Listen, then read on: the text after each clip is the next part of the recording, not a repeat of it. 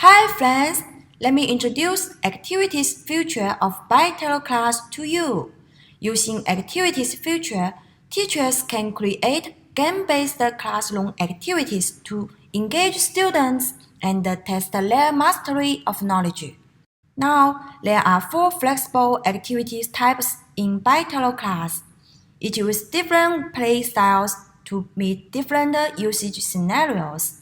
Let's try creating a math classification activity for odd and even numbers.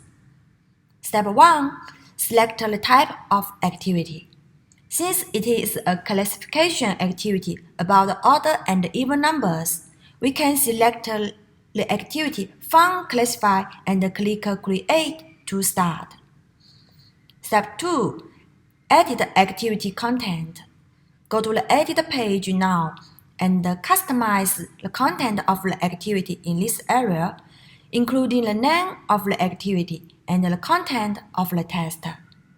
And then select a template. Click Done, and this activity is successfully created. Step 3. Play activity. One way is on the web page. We can click Display to play it. Another way is in Bytello Class Windows application. Click on Activity. Find this activity and you can play on IFP device.